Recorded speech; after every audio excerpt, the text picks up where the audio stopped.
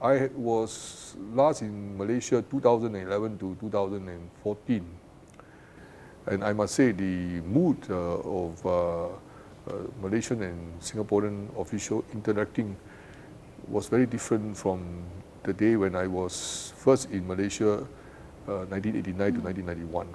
It is a lot of politics injecting onto the normal possible interaction. So they were afraid to do anything with Singapore because they don't want to be accused of being unduly friendly. The wounds of separation hadn't fully healed, and on both sides there were a lot of lingering suspicions. It wasn't a happy marriage to begin with because all the prenuptials, if you wanted to call it that, were being laid out at that time.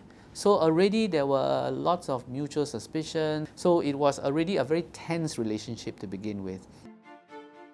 Mushahid Ali was a reporter covering the news about Malaysia in the 60s. He never expected he would witness a major turning point in history when he saw and heard the Tunku declare Singapore's exit from the Federation on 9th August 1965. Of course, we were shocked and saddened because we were there. I was a reporter with Radio Television Singapore. We were interviewing the Tunku when he went to London, and when he came back and he said he had nothing to discuss with Mr. Lee Kuan Yew, and things were all right. And will be sorted out. Next thing you know, on 5th of August, on 9th of August, he's having a parliamentary session to expel Singapore or evict Singapore without much debate. Maurice Baker, my predecessor, described his 2 years in Malaysia as difficult.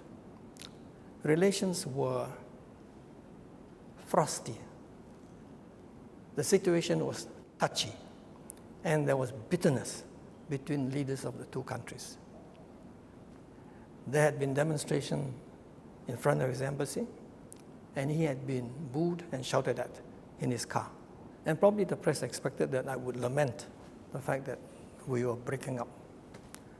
But to me, separation is separation. If you are no longer one, but you are two, it makes sense to have two things, your institution and my institution. I think we need each other. If we can work together without friction, without a lot of noise, we will achieve even more. And it's for our mutual prosperity. If Malaysia suffers, Singapore suffers. When Singapore suffers, Malaysia suffers. That's the nature of the connection between our two sides. You don't be distracted by the political noise. You stay with the substance. In a way, it's oil and water.